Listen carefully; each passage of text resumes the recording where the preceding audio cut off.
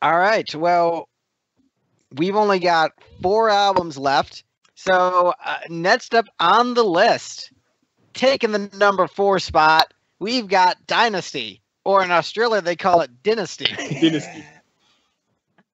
Or on this podcast, as we call it, Mike, I thought we were friends.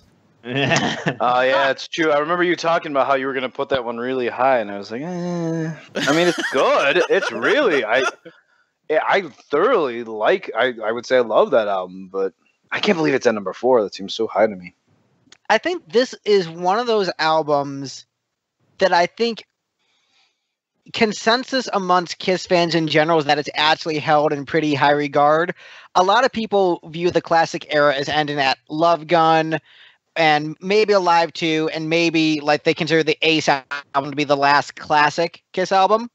But I think a lot of fans were still on board for Dynasty. I Was Made for Loving You didn't turn them off the band, and it's actually one of their strongest albums. And so I think this one like has a lot of nostalgia for it. People didn't fall off the wagon with it. And there's a lot, like, this is just a really strong album. Like, it might have the strongest consecutive sequence of songs on any Kiss album, where it does eventually fall off, but like the first like 6 or so tracks are just like home run after home run. I do think it's deceptively good. No, I meant that in a positive I know way. what you mean, and I agree with you. It's one of those albums where I'm like, well, but it's not as good as this, and this. And then when I put it on, I'm like, oh shit, this is really good. Yeah, I guess, and that's probably a lot of just mentality of knowing of when I became a Kiss fan and taking in Kisstory as I did in the 90s and knowing that it was, you know, kind of considered past their 70s peak, and knowing there was turmoil in the band and blah, blah, blah, all that stuff. You think of, you know, these negative connotations, whereas maybe someone like Steve wouldn't like have all those details, or at least wouldn't have ahead of time until we like programmed all this knowledge into him. But then, yeah, you put on Dynasty and you're like, this album just slams. This is great. See, the trick is I came into this album in the late 2010s, so far enough removed from the anti-disco backlash. Sure. So, like, you know, this album was made when disco, you know, was sort of at its peak, and then we had the anti-disco backlash, and then we had a long period of people being like, oh, disco is the worst thing ever. And, like, in high school, I watched movies about punk music and was like, disco's the worst. Like, yeah, disco is the worst. And then, you know, I read literally anything when people were like, hey, maybe the whole backlash against disco might have just mostly been racism and homophobia. And I was like, wait, is that true? Oh, also, this music slaps. Why did we think disco sucks? Maybe it was racism and homophobia. This song rules. So disco is one of those weird things where, like, I hear all these awesome disco songs, and I'm like, there are so many genres of music that are worse than disco. Like, why are we pretending then? Why are we pretending that disco is worse? Like, there's a lot of good disco music, and I think what it is I remember when I went to high school, there were the anime kids who were just like super angry and antisocial, and we're just like, man, people are mean to us because we like anime. I'm like, no, people are mean to you because you act like shit towards people. You're a shitty human being. It's not because you like anime. And I think a lot of the rock fans... That doesn't help. Right? No. But a lot of the rock fans in the 70s were probably like the antisocial losers who were drinking beer, smoking weed, and were just kind of dicks to everybody. And they're like, man, the disco people don't like us. They must be the assholes. And so we hate disco because like disco was just like what the average person who was just like not a dick listened to. And so the war of rock versus disco became a thing. And, you know, rock being like this outsiders movement, even though it's still pretty mainstream, just the divisiveness of, you know, rock versus disco is very silly, especially when you look at it in the context of music history. How fucking great if disco was the mainstream of music today, because that's like superior to most stuff. So stuff that has like kind of a disco beat, like the new BTS single, is like, oh, this is great. This is a breath of fresh air in the pop music scene. Well, I don't know. Actually, that presents an interesting alternate history, just because disco music was just dance music. It was pop music set to a dance beat. Right. And pop music always tends to swing back to dance music. I think. Yeah, it's just in my opinion, that was stronger composed dance music. But also, you're right, racism and homophobia was a thing, which is ironic for guys listening to Kiss. A bunch of Jews wearing makeup. Right. I mean, who are played by black men Right. in the films. Yeah. I wonder.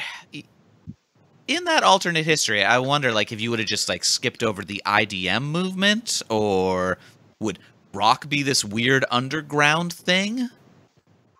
I don't know, like all the really interesting stuff that happens in, I don't know, I guess both genres, right? Tends to happen underground. The most exciting dance music is like one nerd with a computer doing something that nobody else has ever like really experimented with. The most exciting dance music to you, sir. Let's add that correction. Says the nerd in his basement that he's doing shit.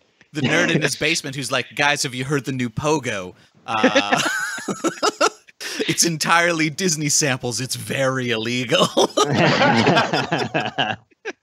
Yeah, all the best dance music, now that I think of it, all my favorite dance music is illegal.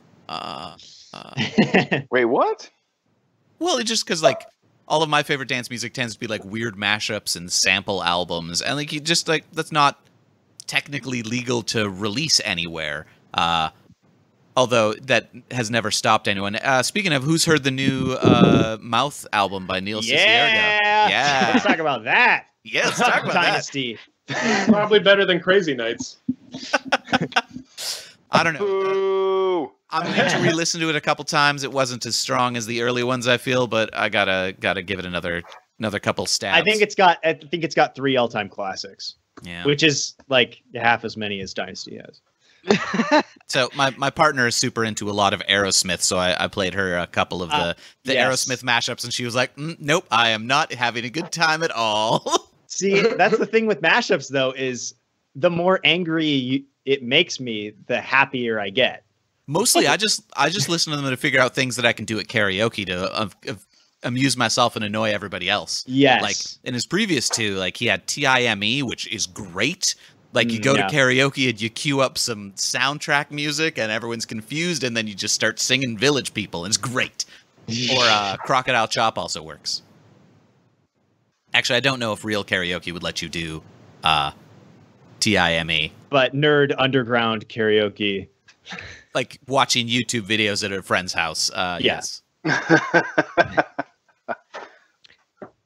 So how does that relate to your stance on Dynasty?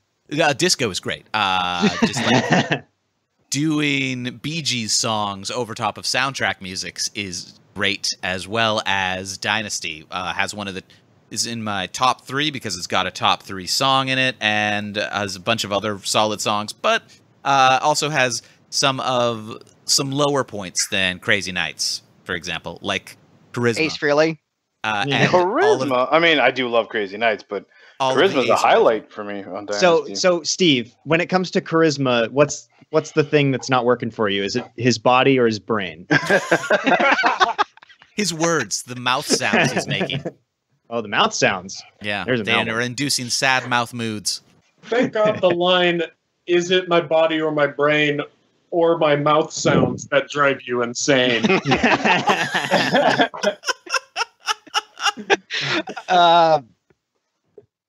I have a lot to say about this album, but I want to let someone else go. Let's see. So, Jamie, you ranked this pretty high. You gave this 21 points. There's only one track on the album that I would skip, and that's the last track, Save Your Love. I think it's a great album. I think it's referred to as a disco album by people who haven't heard disco before. It's an absolute or the foolish, rest of the album. Right. It's or the rest of the album, yeah. I mean, I Was Made for Loving You is kind of like, even that being described as a disco track, kind of, as somebody that really likes, like, 70s disco, from somebody that like loves the output of Nile Rodgers. It's like when people call Red Hot Chili Peppers funk. Yeah, exactly. It's like calling the Red Hot Chili Peppers funk instead of calling the Red Hot Chili Peppers what they should be referred to as, but that's not for this podcast, is it? The less bad Sublime? Week. I mean, there was a meme that went round a couple of weeks ago that said something like, construct the worst band of all time, picking just a drummer, bass player, guitarist, and vocalist, and it was Chad Smith, Flea, John Frusciante, and Anthony Kiedis, which made me laugh. And of I course, saw there's that. the very famous Nick Cave quote, isn't there? Which is, Yeah. I always find myself at a party with music on, going, "What the fuck is this shit music?" And it's always the Red Hot Chili Peppers. Well, and you heard Flea's response to that, right? No, I didn't know. He was just kind of, oh, I really like Nick Cave. I mean, like, as people, the Red Hot Chili Peppers seem like, they're probably, quite fun. Yeah, and clean. We're in Point Break. And I've seen them live, and I had a lovely time doing so. But I haven't really felt anything post Blood Sugar Sex Magic. Oh yeah, that's where the band broke up. Yeah. Anyway, like Dynasty, Yeah. superb. I Was Made for Loving You, a complete classic. And yeah, like, just the album's great. It's got the best Peter Criss song on it. I mean, I don't know if it's the best Peter Criss song, but it's probably the truest essence of Peter Criss as a human being. So top 2 Peter Criss songs. I would put Beth above it, and Hard Luck Woman I would maybe put above it. Yeah, But such a cliche. yeah, but I mean, Dirty Livin'. Like the thing is, like, there's so many just home runs in a row. I Was Made for Loving You, Yeah. 2000 Man, Dirty Sure Know Livin', Something. Charisma, Sure Know Something, Oh, man, Magic yeah. Touch. Yeah. I mean, the big thing that I find is that I think Mike said it, like, Dynasty is one of them albums that if you don't listen to it regularly, you forget how good of an album it is. Right, yeah. I completely forgot how good of an album it was until Kiss Online released the 40th anniversary vinyl, like, special edition pressing, and obviously I bought it. And when it arrived, I put it on, and I was like, this is an amazing album. Why don't I listen to this half as much? Sadly, Hot in the Shade isn't like that, but I wish it was. But yeah, so Victor, you ranked this pretty high. So this must have been like the hot streak of Kiss for you, where it was like Dynasty, Unmasked, and The Elder all in a row. Like that's your era, man. Yeah, well, and plus you get the solo albums in there too. Right. That's like, this is just my shit. So I mean, we've already extolled many of the virtues of many of these songs. But we neglect the fact that 2000 Man is, in fact, I think another exhibit in my case that Ace Frehley is actually a lost Beach Boy. For covering the Rolling Stones? Oh, I didn't know that. Oh, you didn't know? Dun, Oh, dun, dun. yeah, it's a Stones tune, my dude. You wrapped it up. The Stones tune is like kind of slow and acoustic. Yeah, but it's like it sounds funny. This 2000 Man is actually a song I sing a lot, just going around. There's a big jump in the lyrical quality of that song. No, I think the lyrics are terrible. Oh, I love the lyrics in that song. They're I just love so- them. But Yeah, they're bad. but it's not. They're not stupid. Yeah, They're just awkward. awkwardly. Well, my wife. Don't still you listens know? to me, even though I really I'm a misuse her. 2000 man. I'm having my an affair kids, with a they random just don't understand. at all. I mean, at this point, he was not a 2000 man. He was what was this? An 80. He was an 80 man. A 1979 man. A 79 man. 79. Don't you know I'm a 2020 man? Yeah. Oh. I mean, this album is great. Hard Times. He basically wrote Original Fire by Audioslave. Oh, you didn't know Hard Times is a Rolling Stones cover? Ah, shit. No, I'm fucking with you. I'm fucking with you. Original Fire is not that good of a song, but Hard Times. Oh, it's by Audioslave. Yeah, it's like the perfect Audioslave song where it's like, I really wish I loved this, and it seems like I should, but I always like to describe Audioslave using computer mathematics terms that, like, oh, good. This should be accessible. if you And have Yeah. you have something called an integer overflow, where if you add two numbers that are like very large together, then it actually exceeds the space that you have to store a single number, and it rolls over to become a large negative number instead. And I feel like that's what you get actually- when you add together Rage Against the Machine plus Chris Cornell. You get an integer overflow. It's just too much awesome, and it becomes not great. Okay, that actually was accessible because that's a joke I make a lot, is saying that something went so far in one direction that it flips back to zero. Yeah. And now I know the term. Yeah, integer overflow. Oh, what a life I'm leading. Also, we're probably the most educational Kiss podcast. My last point on this album is like the first half is just so undeniably good that the back half being good, it's both a disappointment, but it's also like, I mean, that still adds up to a great album. I mean, yeah, that's really fair. Basically, everything to Magic Touch is just perfection. Chef's kiss, like every single damn song. Sure Know Something, my favorite Kiss song. Dirty Livin', the essence of Peter Criss. Charisma, the essence of Gene Simmons. Like that's it's basically everything you want in a Kiss album plus disco. So like it's like you didn't even know you wanted disco on a Kiss album, but then you got it. Like shit, this is everything that I want all on one record. And Anton Fig playing drums. And of course, it's the first example of the songwriting partnership that would go on to spawn the likes of Heaven's on Fire and so forth. Desmond Child, baby. Desmond Child's first I mean, it's the beginning of Desmond Child, like in the whole rock world. So yeah. Was this before From the Inside, right? Because didn't Desmond Child write with Alice on that album? No. Who am I thinking of then? Bernie Taupin? Oh yeah. I don't know why. For some reason, yeah. Okay. You're thinking of probably the same legendary guy. songwriters. I get it. Yeah. That was a rookie move. Oh, no, it's all gravy, baby. Yeah, but even it's if like it was not Desmond knowing- Child, I think From the I'm Inside quitting the was episode. 80 or Sorry. 81, maybe. I don't know. Oh no, From the Inside 78. Is it? Oh, Okay. why did I think that was early 80s? Maybe I'm thinking of Flush the Fashion or something. Oh, top tier Alice. Some of like that block of Alice Cooper albums I always associate like together and for some reason like Flush the weird. Fashion. I call it like the weird Forces. Alice Cooper era, like Dada and Flush the Fashion and Special Forces. Yeah.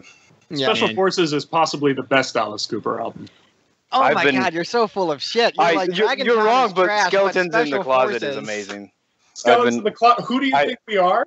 That's like my ongoing. Yeah, who do you think we are is a great one, That's but a basic Man, song. don't get me wrong, like Special Forces is great, but the fact that you're like Special Forces is Yeah. a masterpiece and Dragon Town is like irredeemable shit. I'm so, god damn it. Well, I mean, but here's the crazy thing though, Greg. Like, Gavin might have a better point with Special Forces than you do with music from the Elder, and yet here we are. So but I have a similar point with Elder. Like I love Elder too. I know, but just take the win, Gavin. I think thank you. So Gavin, I don't think we've really heard you talk about Dynasty. Dynasty. Yeah. I mean, I had this at number 12. It's an album I like. It gets a lot of shit that it doesn't deserve. You know, the whole. I mean, obviously, I'm just preaching to the choir when I say that the fact that this is known as the disco album is shit.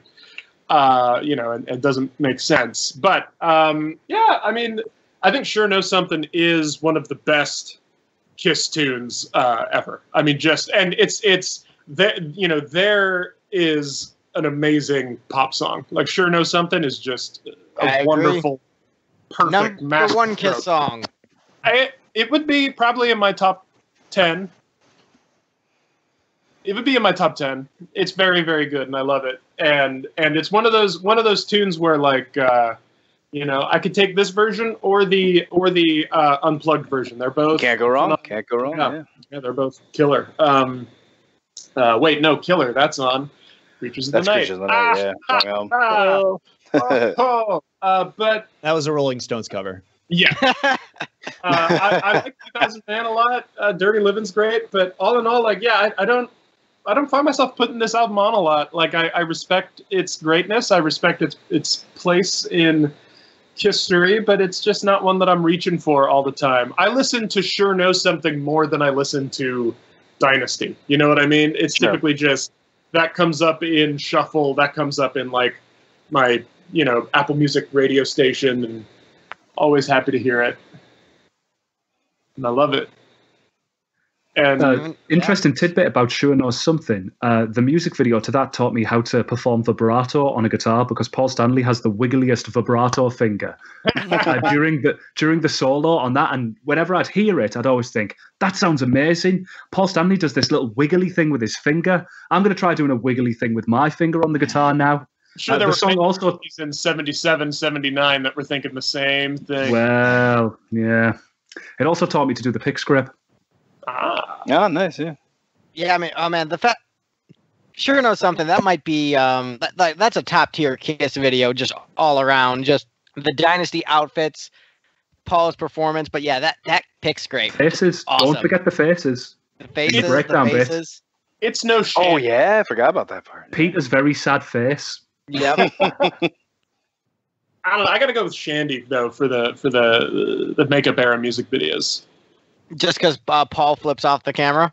Paul the whole they tried That to is superimpose badass. a story on it. The reveal of them turning around in the street clothes, but they still have the makeup on. It's a wonderful music video. Have The you I lack don't of know that- shots of the band with their instruments because none of them, apart from Paul, knew how to play the song. yeah. Oh yeah, and like Peter's drum fills in Shandy. That's pretty amazing. Anytime Gene mimics playing bass, when he does his ridiculous spider fingers, he's a pick guy, but he does this remarkable, like spider having a seizure Sure. kind of thing. That's amazing. Yeah, He it's does funny. the same in I Was Made for Loving You as well, doesn't he? I seem to Yeah, remember kind of totally. the axe bass up and his fingers kind of going all over the place. Yeah, it's funny that Gavin, you mentioned that, and also that Jamie, you mentioned how Paul and Sure Know Something taught you, how to play things on guitar. Because I would say that Gene in music videos in general taught me how I play bass guitar. Because that's always I do the very exaggerated, insane spider fingers when I'm air bass guitaring, and So and you pretend to know what you're doing, but you don't. Just like I Gene. mean, pretty much because I don't play bass, but yeah, I've had people even call me out who also weren't musicians, and they were just like, "Why are you playing it like that?" I'm like, "Fuck you! This is how you do it." What do they know? They're also not musicians, so a musician can talk shit to me, but I'm not gonna let another non-musician like tell me how to play bass. You know what I mean? Like, Don't even let musicians talk shit to you, Mike. Don't let anyone True. talk shit to you. I mean, there are there are people. I shouldn't say real musicians. I should say there are people who can play instruments out there who still play worse music than me, because I would say that. What are you trying to say about us, buddy? What I was saying is that me introducing not shit music to the world is still better than individuals who choose to make the world a worse place with bad music. So What are you saying about me, buddy? As a fan of bad I music, actually how dare you. genuinely wasn't talking about Lipstick, but now As that a you fan mention of it, bad now, music. I'm gonna go record some bad music right as soon as we're done recording this. take that.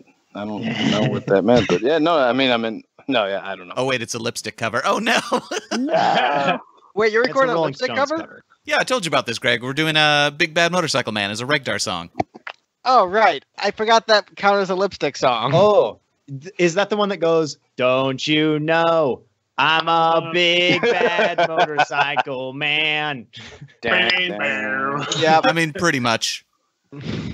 That's actually like a live version of it has debuted already, so you can find it on YouTube. Probably not by that name. You'd have to look up Boro Fondo, but find the Boro Fondo video. You can see what it basically sounds like. So are we done You talking just about look, you just Dynasty? look done. I mean, if we're gonna wrap up Dynasty, I just want to throw out, because I feel like we've mentioned every other song title except X-Ray Eyes, so I'm just gonna say X-Ray Eyes. It exists. Yeah, for it. I feel like It's that's the not same that amount of good. effort that Gene put into that song. I mean, I like it, but it's clearly a It is weaker such a one on me. massive, it's such a massive step down from Charisma, which, like, whether you like that song or not, it is very much vintage Gene Simmons. Like, for better or worse, that song is just, I think maybe the last, like, as we talked about I being the last classic sounding Kiss song, I think Charisma is the last classic sounding Gene song, where I is really, it's a duet between Paul and Gene, but Charisma is like the last one that feels like 70s, Gene, like of the classic era. I'd say Charisma is the last one. And then the stuff on Unmasked is good, but just like it's very different and doesn't It have is. that It's same different. vibe. It doesn't. Yeah, you're right. I agree with It's, that. like, I agree with better. that. And not even Extra Eyes has that same vibe. Like it's just like as soon as Charisma's done, like, and that's the end of Gene. I've never thought of that, but I don't think you're wrong. All right, there we go. So Mike has acknowledged I'm right about Kiss, and that's About a good something. So we've got 3 albums left. I wonder what they could be. These are really shocking that these would rank towards the top of Well, a and ranking also- of the studio albums. There's one of them that shouldn't be this high that we haven't got to yet. I know which one that is, and I kind of agree, even though I put it pretty high. It's one I would have moved below Crazy Nights if I was redoing my ranking. Wait, I think we're talking about different albums. I don't think we are. I think you are. I don't know. But now we're in the top 3, and coming in third place, Destroyer. Surprising. Oh, interesting. Like interesting that it's only third, or interesting that it's top 3? For me, interesting that there's one album that has been ranked above this that we still have yet to get to. There's 2 albums that have ranked above this that we have Well, yet to one get of to. them- I think he means that one of belongs those to is us. interesting to him. Yeah, one of those belongs above The other this. One one's of them does not. boring. one. I was thinking about this earlier. It's like the last 3 This albums doesn't surprise we me have at all. here are like there's the Kiss fans Kiss album. There's sort of like the general consensus, like maybe the casual fans Kiss album, and then there's one that's called Kiss. I mean, Well, yeah, this podcast is made up of different people, isn't it? There are Kiss fans here. There are kind of There are more the vendors general here. public, and then And then there's Steve. Yeah, then there's Steve. Steve Sabotage. Then there's anarchist Mike over here throwing things off. Well, I mean, the thing that has shocked me, and anyone who knows the Kiss albums was able to deduce what the top 3 would be after last week. Maybe not necessarily the order, but the 3 that remain. Yeah. It's so surprising to me. This has been such a very unique ranking. I mean, look at numbers 4, 5, and 6. You have Dynasty, Crazy Nights, and Music from the Other. Like, you would never get that from pulling like 500 Kiss fans. So that's very unusual. And then there's other spots as well that are probably all over the place. And yet, how did we end up with like 3 of the like most predictable top 3 Kiss albums? It's just fascinating to me how that turned out. It's The answer is strange barely. and This only beat Dynasty. kind of I don't think annoying, we yet said about it's kind of- critical consensus, though. It's like, there's a certain in general, most people agree the Beatles are a really great band, and you're going to find the outliers who disagree. But there's a reason why certain stuff rises to the top. It has like a mass appeal that can appeal to people of different tastes despite their extreme spectrum. So we've got the critics' favorite studio album. We've got, in general, what most fans consider to be the best album. And then we've got, the one that's literally called Kiss. the one that which- started it all, formed the The template. start it all Is like has all 80% of the concert set staples. list. Yeah. Yeah, so it's like, it's not surprising that these are the ones that have the most widespread appeal, where people, are generally pretty positive overall, and that people generally don't hate these 3 albums because Yeah, I there's mean, so many concert staples on these 3 albums. I would not be surprised in a Facebook poll on a Kiss page with like 200 votes. I'm surprised that we were so haphazard, including one of my favorite albums, but that most people hate. So I'm even fully willing to admit that. And then somehow we just still like settled in on the safe bets. It's just interesting to me. No matter how much you try to actually sabotage the ranking, Mike, with all of your crazy. I actually didn't. I wish I had. Looking back, I definitely. Well, Mike wish I was had. sending in a bunch of mail-in votes from people who were deceased trying to rig the election. Oh no, I'm actually a conservative, so I don't do that. But I was just trying to. Oh, right. Sorry. So Mike was trying to discourage people from voting, preventing minorities from reaching the polls by adding all these new regulations. And changing districts, Right. Kiss districts. Showing up as a poll watcher while Greg and Steve tabulated the yeah. Mike, why do you have a gun? Sorry, who was I derailing with that A love comment? gun. Wait, did we lose Mike or? Thank I thought we were talking. No, I thought we were talking about Somebody had to Destroyer, do and then. Oh yeah, we never actually started talking about Destroyer. We were still discussing circumstances. Well, Mike, you ranked this the lowest, so obviously Oh, okay. you're the one who understands Kiss the least out of all of us. Why don't you talk about Destroyer and why you think it's a pile of trash? Oh, I do not think Destroyer is a pile of trash. Destroyer is a Why great do you album. It's think just that, there's If so we many look at better your Kiss ranking, albums. Why do you What'd you think it's say? only one album better than Animalize? Is that where I put it? What a weird combo. Because I do obviously chronologically they're not. That is the back-to-back exact albums, but sabotage that I'm talking about there. I don't. Like, I don't think of those as Jesus. like nearby albums. So that's that was I remember that area of my ranking. It got a little. Why did this just hazy, but- barely surpass I mean- Animalize? Just Well, barely. why, I'll be able to exactly answer you why it was barely able to surpass Animalize. It has, truly has a few undeniable, amazing Kiss classics. So that's in that regard how I think that's really probably why I gave it the edge over Animalize when I was doing the ranking. But I mean, so take a song like Beth. I really like the song Beth. I also get how Kiss fans at the time would have hated Beth, and I would have been one of those Kiss fans if I had been alive in 1976. I would have been like, "This is stupid. This isn't the band Ballads I are the liked worst. for the 3 albums before, and then that awesome double live album they just did. Like, what is happening?" Same with Great Expectations, and that's still a song I like. I half like it because it's humorous and goofy to me, but it's an enjoyable song. It doesn't really truly embody like the Kiss spirit that I particularly enjoy. But I mean, songs like Detroit Rock City, King of the Nighttime World, Shout It Out Loud do. God of Thunder is awesome. I would say it deviates from those others, but it's also awesome. I'm pretty sure Gavin is going to disagree with this. I think he has been on record multiple times. I like Sweet Pain. I don't think it's that great.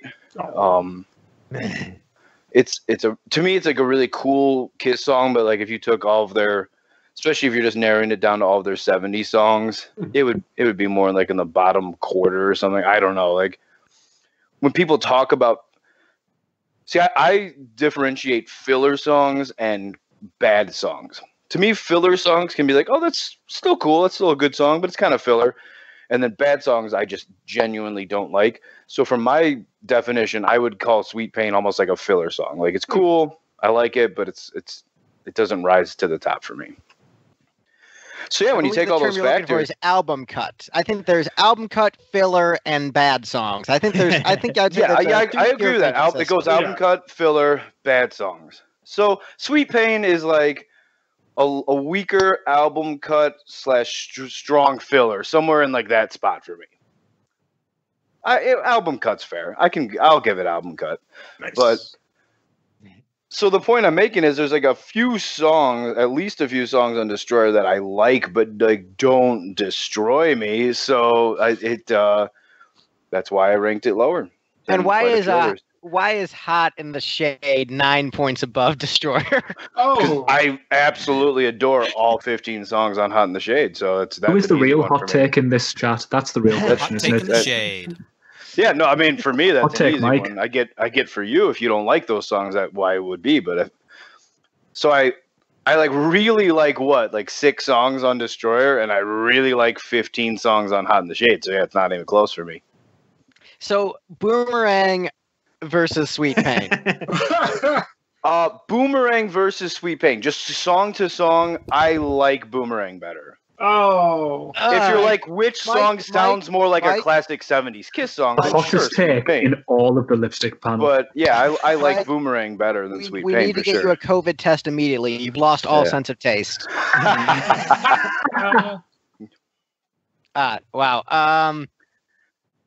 Can you edit out the bit where Mike says that there are 15 great songs on Hot in the Shade?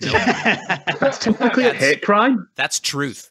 There's 14 great songs on Hot in the Shade and Boomerang. There aren't 14 great songs on Hot in the Shade. Yeah, there's like 3. There are If- 14 songs on Hot in the Shade and Boomerang.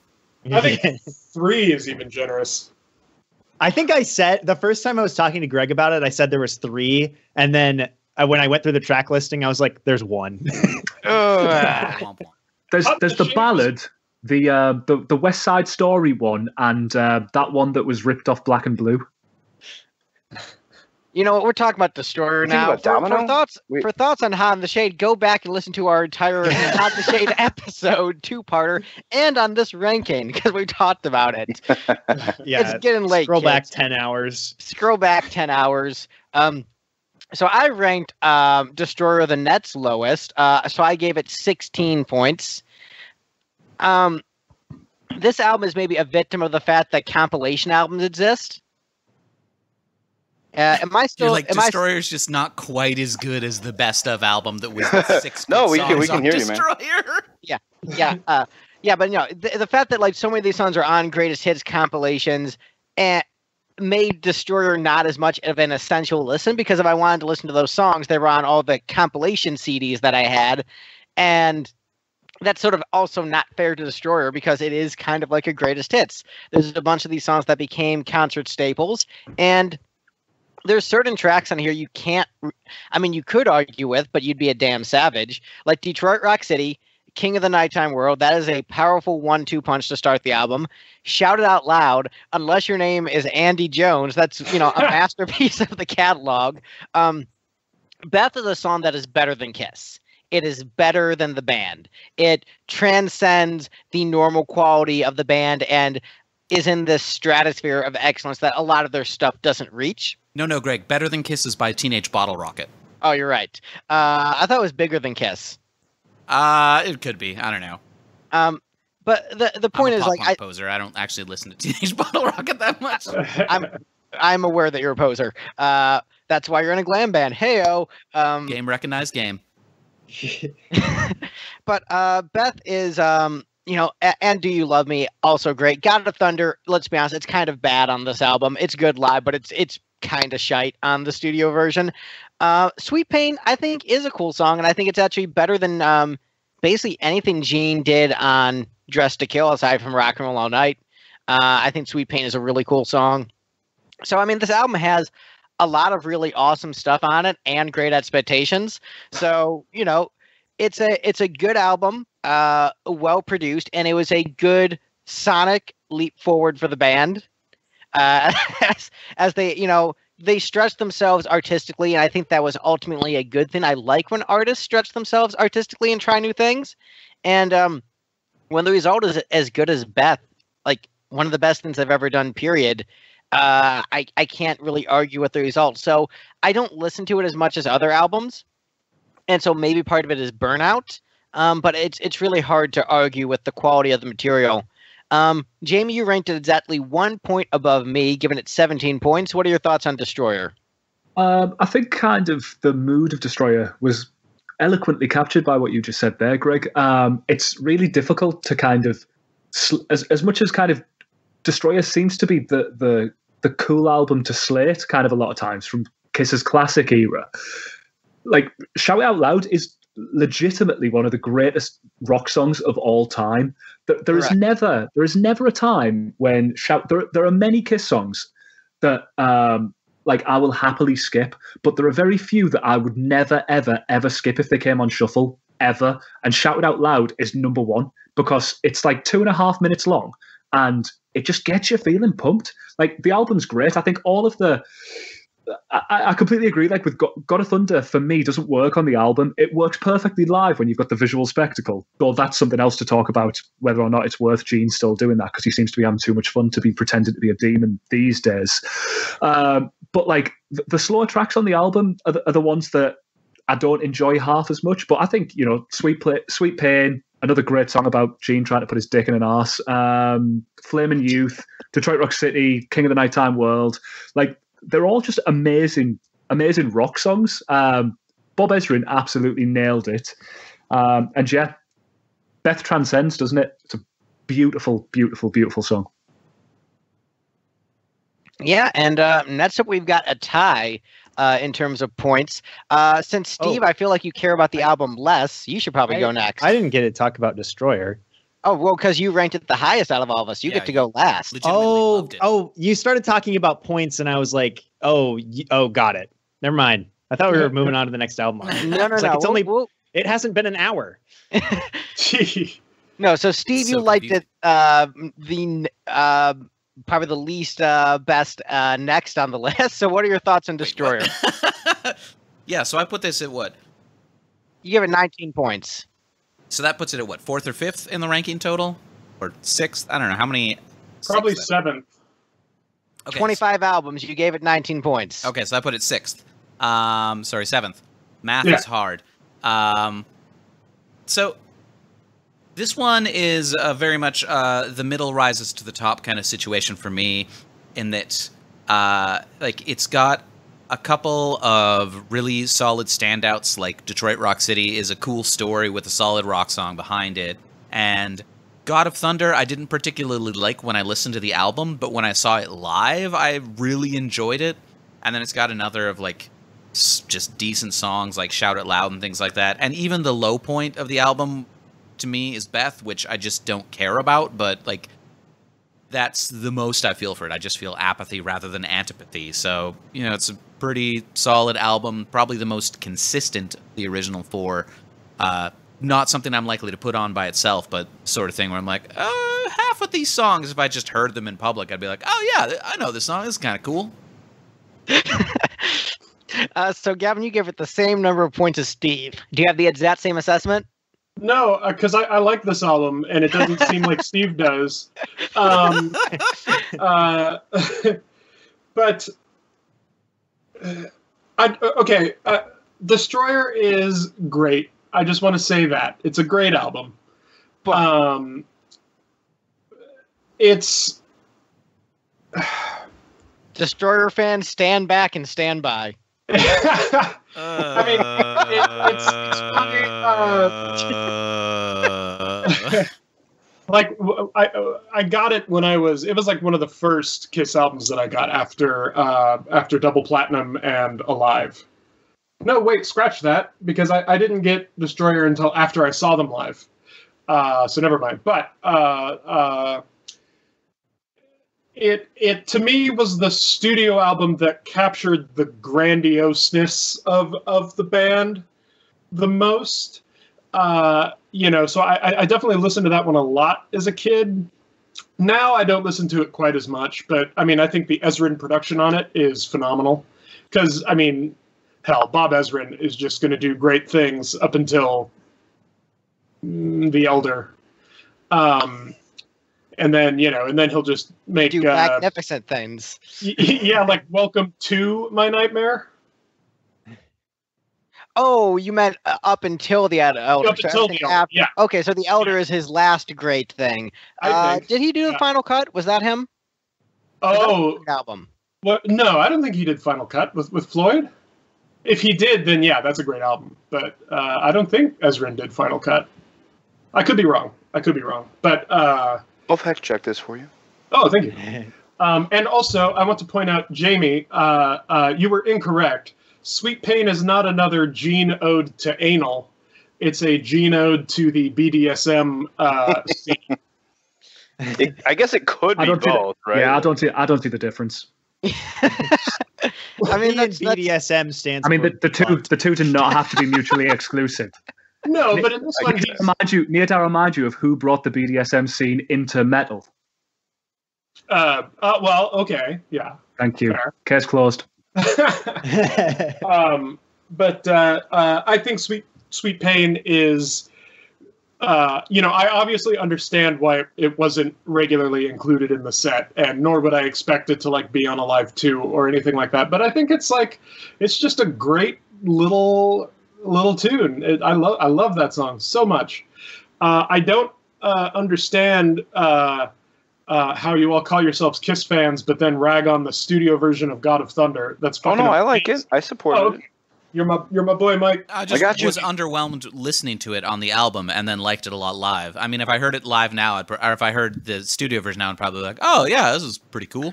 No, Steve, you would say, why is it so slow? I might. I guarantee, so- because even I say, why is it so slow? If even Oh. I'm complaining about the tempo of a Kiss studio track, you know it's too damn slow. No, come on. It's Well, see, Oh yeah, this is the one with the random. that's a weird thing for me child because noises in it. Yeah. Okay, yeah, I probably would hate the studio version if I heard it again. The live see, that's where version's good. God of Thunder to me. I mean, if everyone wants to like laud Bob Ezrin, speaking of which, he was not one of the producers on the final cut, although Michael Kamen was one of them. Interesting. oh, Yeah, I didn't know he produced like albums like that. But God of Thunder is interesting because I mean, yeah, the live version is like faster and energetic, and I'm kind of like one of those Kiss fans where I'm like, yeah, give me cool, energetic rock, yeah.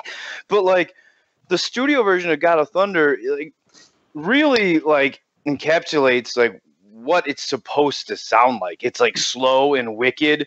I know, so like those kids really bother a lot of people, like not bother like they're creeped out, but they're just like, ew, kids, that's annoying. Like, and I'm someone who doesn't even want kids, but I think the kids add like a creepy aura and demeanor to the song, like oh weird, like oh it's like a haunted like house and there's Haunted these scared children. kids and like Here's the trick. The studio version of God of Thunder is great if you are listening on your favorite music streaming player and you set it to 1.5 speed.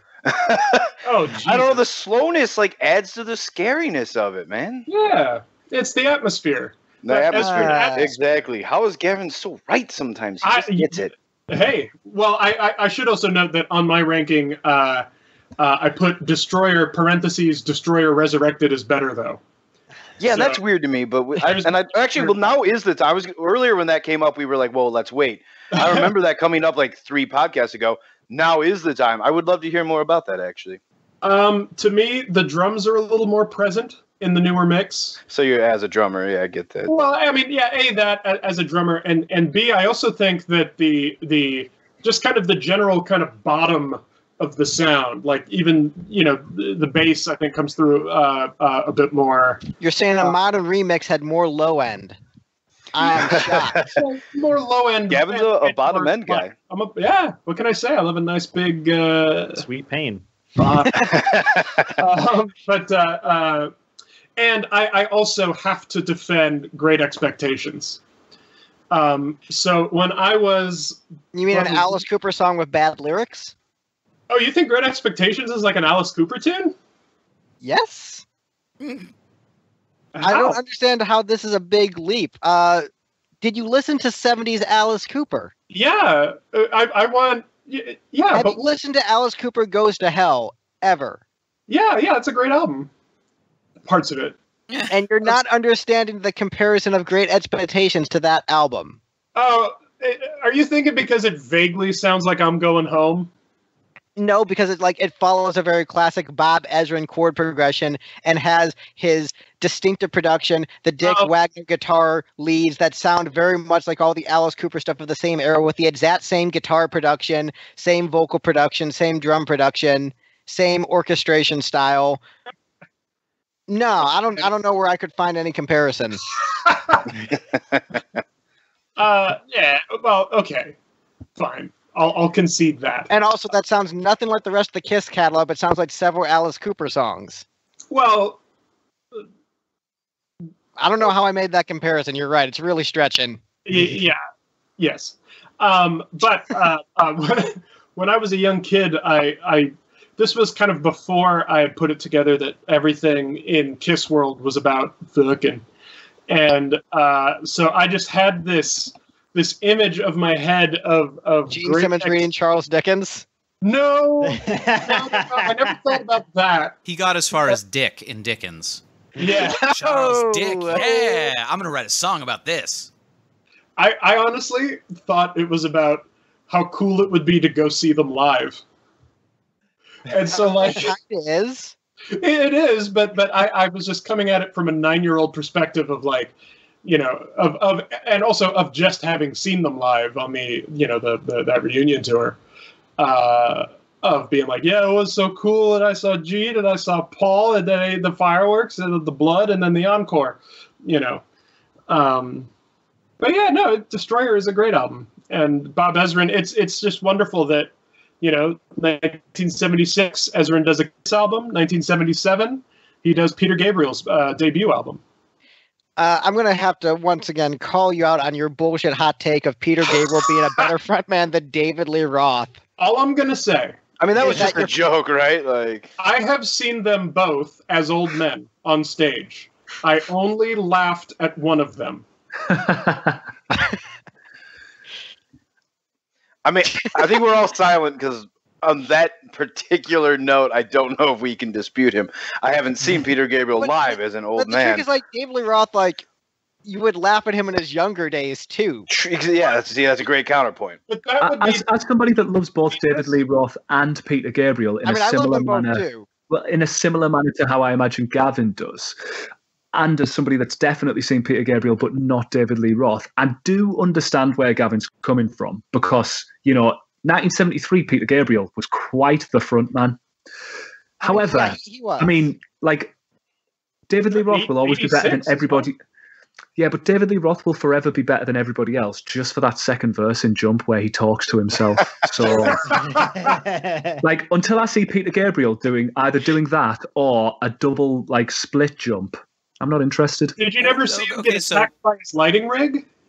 All right, so here, I have to say Out this. surfing? But All right. Oh, speaking of surfing, have you ever seen? All right. So here, I'm going to give you an example of David Lee Roth being the greatest frontman of all time because this is so ridiculous and stupid. I have to share it. So Yeah. there's this video of David Lee Roth on the Eat 'em and Smout tour, and there is this wrestling ring that floats above the stage that he goes to for one song. He goes to it for one song, sings the song up there. And then after the song, and so never uses that prop again, despite it being huge and all this money being spent on it. Then he rides a giant surfboard onto the stage to sing California Girls. That's pretty badass. Phenomenal. What song greatest of all does he do time. up on that wrestling ring? It's been a while since I saw the clip. I was just curious. Yeah, I was trying to picture which one it would be. so, yeah. Jamie, if your reasoning is that David Lee Roth is the greatest frontman because he's talking to himself in the second verse of Jump, why are you disregarding the entire career of Wesley Willis then? Yeah. Now, again, Wesley that Willis wasn't. That reference. wasn't. I think you'll find I also mentioned the double split jump. Like that was kind of key to it. I mean, Yeah, you weren't getting a basically lot of that from Wesley every Willis. album that Wesley Willis has done is just a whole bunch of verse 2 of jumps. How many double split jumps though? What else is impressive about Greg's tale there about the amount of money that must have been spent on the tour for those unnecessary props? Just think about how much cocaine was backstage as well that nobody was seeing, apart from David Lee Roth, obviously. Yeah. That's fair. That's fair. I also referenced David Bowie in that same comment, though, so I would say that that's going to be a harder one to dispute than. No, Certainly for Diamond cocaine. Dave is the better Dave. I'm sorry, although I do find Bowie to be a bit overrated, and this is coming from a guy who loves glam rock. Christ's sake, Greg. Jesus. I got you, he's Greg. good. He's overrated. I got you. Oh, But, pack it he- in, you he's, two. He's no Mark Bolan. I mean, You might be losing me, probably a Greg. better musician. Certainly a more interesting musician. I think I think David Bowie is a very creative musician, but I think as a front man, I think that ultimately there are better frontmen. Freddie Mercury, David Lee Roth, Paul Stanley, I'll say is a better frontman than David Bowie. Oh, I Well, the thing we have to talk about too is I just want to clarify, there are important differences between lead singer, lyricist, and frontman. There's Yeah. overlap, but there's also important differences. So are we? Bowie is a good frontman, though. He's a great frontman. I mean, him blowing Mick Ronson on stage is fantastic. Like, I won't deny that. he made getting stuck in a scissor lift chair over an audience look awesome. Like, you ever see that footage where he's like stuck over the crowd during it's like Diamond Dogs tour, No, I haven't seen that one. and he's doing Space Oddity in his chair. It's a scissor lift chair, and it floats out over the audience, and then at the end of as the song ends, it's supposed to come back. At one point, it went out over the audience and then broke, so it didn't come back. And he's just sitting there over the audience as they're like jamming, and he just looks. I mean, he was probably blasted out of his head on cocaine, because that was the phase of his career where he was subsisting entirely on milk, red peppers, and cocaine. Oh my goodness! Oh yeah. Why the red Yeah, peppers? It's well to Is counteract it- the dairy, so he could still sing properly. It's crazy get that some the good red one. peppers shocked me more than the cocaine, but I'm just like, The who eats milk red is what peppers? shot me. I'm just like, dairy? Seriously? Right? That's bad for your throat. Oh, you never saw the Cracked Actor documentary where he starts talking about the fly in his milk? Oh, it's phenomenal. There's a fly in my milk. He sure is getting a lot of it. Yeah, it's very good. But so is Destroyer. So there we are. Speaking of people who think that Destroyer is great, I think we've listened to everyone, so let's go on to the next album. Ah, damn it. Okay. Victor, what are your thoughts on Destroyer? Not to fully counteract that previous point. I like 90s David Bowie the best. Wow. Just to throw my hot take in there. You're not the only person. You're not the only person I know who prefers 90s Bowie. I mean, you're both wrong, but you're not the only other person. Earthling is a phenomenal album. I love Earthling. Yeah, but it doesn't beat his early 70s output, does it? In fact, everything up to Lodger. How about this? And Okay. let's just say his peak was Labyrinth. He peaked with Labyrinth. Everything after that and before that looks like I mean, shite. the only thing that peaked with Labyrinth was the amount of stuff you could fit down a front. Though I've seen other photographs of him, and I believe that is legitimately his personal pipe that you see in the Labyrinth. I think he was that well endowed. Did you ever see The Man Who Fell to Earth? Yes. Yeah, it's you see it in there, I think. Or wait, or is it Rip Torn? I forget. It's one of those two guys. Because I know Rip Torn's also in that movie, which that is the best movie David Bowie was ever in. It's The Man Who Fell to Earth.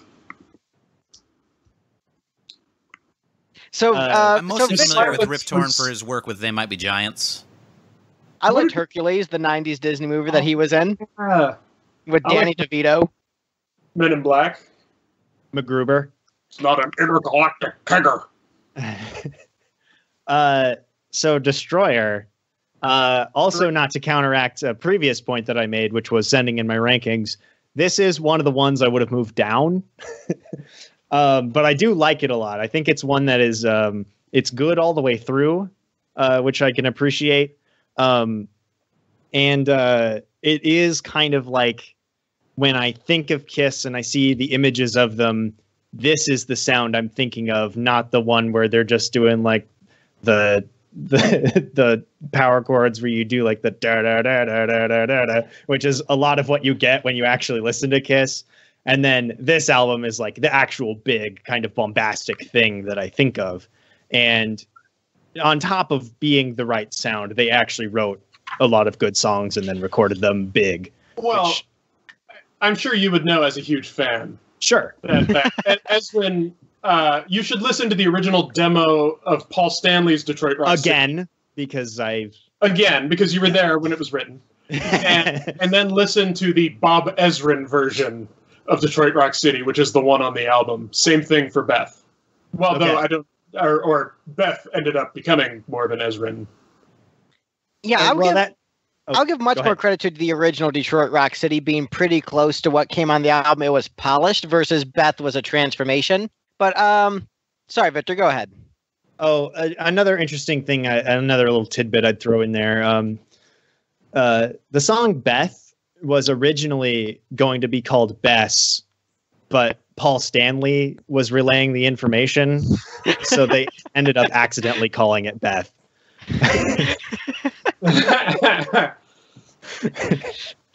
And then, I get as far as other things about this album goes, I mean, it's a great album.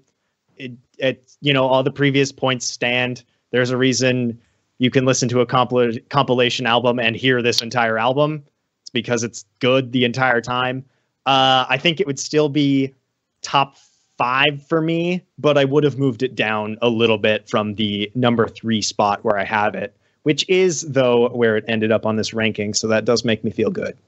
What were the two you had above it? One Unmasked, right? And Elder? And the Elder, yeah. Yeah. Okay, I can understand. That's reasonable. Yeah. I would move Dynasty and Crazy Nights above it.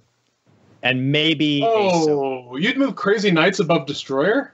I Crazy get it. Nights. Yeah, it's like 10 spots above Destroyer. I feel the need to listen to Crazy Nights more than I feel the need to listen to Destroyer.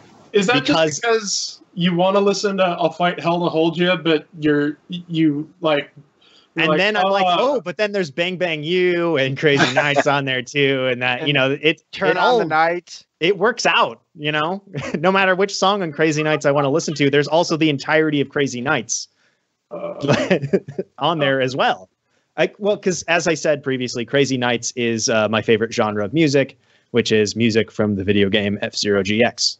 And Destroyer is it's a different genre of music called music that sounds like what Kiss looks like, which is a perfectly fine genre, but not as good as the music from F-Zero GX. Oh, Fogix. Yeah, yeah. That classic game.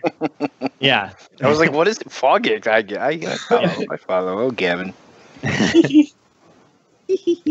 Okay, here's my Destroyer, not hot take, but Rock and Roll Party, that little weird sound collage at the end of Do You Love Me? Better than anything on Hot in the Shade and no, just Animalize. You're so full of shit. You're so full of shit. Fire and Forever are legit great songs. Yeah. All right, let's go around the panel here. Which one do you prefer, Rock and Roll Party or Rock and Roll All Night? Go. Ooh. Rock and Roll All Night. I completely forgot to add my Destroyer hot take, which is that I absolutely hate Do You Love Me with a passion. What's that all about? Ooh. Oh, that might be. I think I kind of remember that coming up before. I think we've discussed this before. It never sounded like a Kiss song to me, and it still doesn't now. It sounds completely out of place. If I remember rightly, it was like an outside writer came in for that, didn't they? Is it a Fowley composition? It's a Fowley composition. I know. I think Stanley's on there, so it's okay. I know which is why the brag is only a 7-inch leather. Yeah, I'm sure that Paul Stanley and Bob Ezrin are probably co-writers on it as well. But it doesn't sound like a Kiss song to me at all. I mean, he also brought in King of the Nighttime World. Yeah, the good song. And it's on a Kiss album, so that helps me personally think of it as a Kiss song. Do you not like the song, or do you think, oh, this is a cool song, but it shouldn't be a Kiss song? I don't know. I've just never really vibed with the song whatsoever. Okay. I mean, the first time I heard it, I thought it was cool because I thought he was going to say "dick" after 7-inch, but he didn't. So the first time I heard that when I was 12, is that what he was going for? I thought that was pretty cool, but it just I don't know. I don't know what it is. I'm just not vibing with it, man. Sorry, guys. I thought you liked Kiss. I love Kiss, and do you know what? When they play it live, every time I've seen them play it live, when I've seen them, I've had a lovely time. But I'm having a lovely time because I'm watching my favorite band. I'd have a lovely time if they were playing Boomerang. I mean, wouldn't we all? That'd be so cool. Here's a question for Greg. I haven't gone through the catalog with the lipstick panel catalog again with my eagle ears just yet. But has Jamie ever unleashed a take like that, and then you tell him, "So Jamie, why do you hate America?" I think I've had that a couple of times. I don't think I've done that, but also I think Kim Fowley is a Brit, so. Also, Jamie's got a very legitimate grievance against America. We wrecked his tea. That's true. They're still seeing the repercussions of the Boston Tea Party to this day. Brexit is actually caused by a tea shortage. I don't know. As a guy who thinks that Kim Fowley is just a really rad dude, the fact that when he died, he instructed his friends to weekend at Bernie's his corpse and have a party at his funeral where they played kick-ass stuff like T-Rex. A rock and roll party? Yeah, a rock and roll party. That dude is rad as fuck. So I'm sorry. I can't abide by the anti-Kim Fowleyisms in this podcast. Hey, I like Kim Fowley. I'm not against Kim Fowley. I'm just against that song. Just pretend that Kiss is covering a Kim Fowley song, which they were. But I don't want them to. Just pretend the Runaways did it, and then just pretend Paul Stanley was singing over a Runaways track. Just like I don't want to pretend Gene's covering a Walt Disney song. I don't want to pretend that. Well, you don't have to pretend that. Well, you don't have to pretend that. Happens. Look, I don't like it either way. I don't like it. just let me have opinions. I've been watching a lot of Red Dwarf lately. and you just excuse turned me, completely Jamie. into Lister. I'm extremely woke, so you can't have different opinions than me. Because that's the rules. We all have to think the exact same thing if we're extremely woke. Well, They're all dead, Dave. yeah. Drew, Back Yes, it's on not the so red, fun back on now, the is red it, dwarf Jamie? thing. No, it's not. You're right. Back on the red dwarf thing. You're just being a bunch of smegheads, is what you're really being. Indeed. Oh, what if Diamond Dave did Do You Love Me? Well, that'd be great if you just Now, say things with here's me in what's even between. better. Everyone's dead, Diamond Dave. Everyone's dead. Wow! For Gabriel. Oh, Yeah, now I want to see the American reboot of Red Dwarf with David Lee Roth as David Lister. That'd be amazing. He's so slobby. No, he just doesn't wear a shirt. America need to stop rebooting British things. Like the only one worth any salt is The Office. Like, I was saying, isn't The greatest Office TV. like your favorite thing to ever exist? So It's you're it is, welcome. yeah. Look, Like America can get things right once. No. They've done it 3 times because there are two things. both All in the Family and Sanford and Son. And were- Three's Ooh. Company. Three's Company. I love Sanford that and Son was superior. Sanford and Son came from the British show Steptoe Steptoe. and Son, yeah. which was sorry. still good. Oh, But it yeah. wasn't Sanford and Son good. Yeah, Jamie, do you just not like it when another country comes in and strips you of your resources? Yeah, pretty much. So to be fair, we have tried to do Peep Show twice and fucked it up both times. So the key thing is if we just take British shows and remove the TERFs. Wait, there was an American Harry Peep Show? Potter. Yeah, you can't American do reboot that. of They're Harry all Potter. first. Yes. Also, we can do an American reboot of So Monty here's the Python's trick. Flying Circus now. If we did an American Harry Potter, wouldn't all of them just be House Slytherin? House Slytherin, what is this? Dune? House Harkonnen? House Atreides? No, that's coming out later. Yeah, oh yeah. I'm excited for that. What's everyone's thoughts on Dune? I haven't Never watched read it, the don't trailer. I like Denis Villeneuve as a director, and I'm not going to watch the trailer. And even though I would like to make fun of it, Hang on, back on the topic of like an American reboot of Harry Potter. Like, isn't like witchcraft and wizardry like against God? And Americans love God, so how can you make a show based upon witchcraft and wizardry work? You couldn't. We burned copies of Harry Potter in the 90s.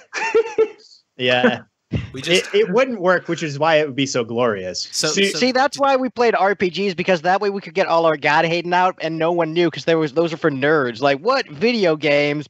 Have As fun. yeah, as a Definitely player what I of was tabletop thinking. RPGs, Greg, you're so wrong. They were very upset at us gamers.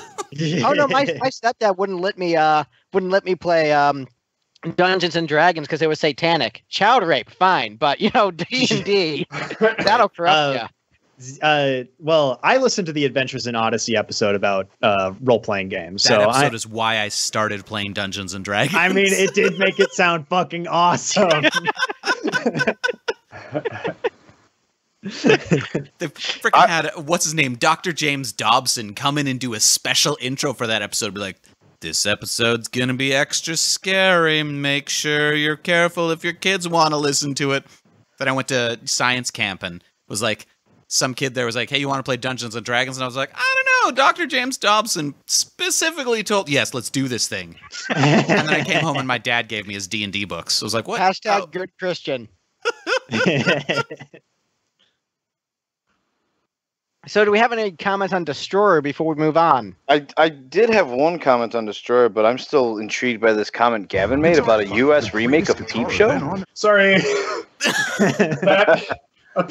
I was looking at guitar tabs earlier and it started playing an ad randomly. Oh, no, I you're had to good. go All and the find cool it. kids cruise with autoplay disabled. I mean, in terms of Destroyer, it's just funny to me that I rank it like way below Steve, and yet I like it way more than Steve. But, Yeah.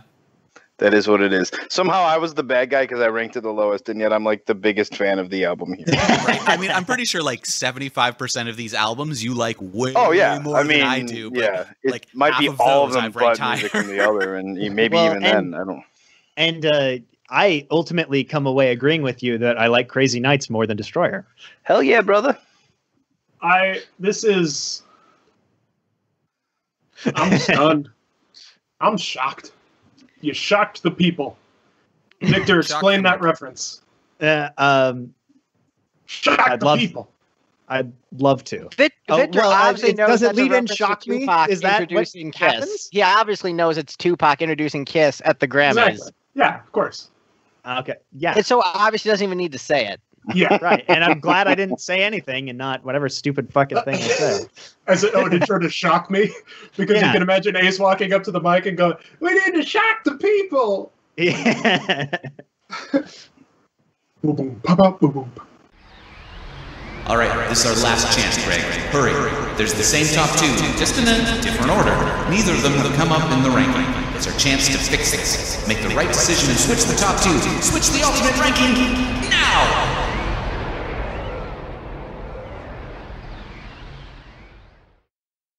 Thanks for listening to the Lipstick Panel, hosted by Lipstick Generation. Lipstick Generation's music can be found on all major streaming platforms and at lipstickgeneration.com. If you're listening to the podcast on YouTube, be sure to like, comment, and subscribe. Let us know your ranking of the subject in the comments down below. Feel free to leave us an episode suggestion also. If you're listening on Apple Podcasts or your favorite podcast app, please leave a review and tell a friend about our show. Thanks and rock on!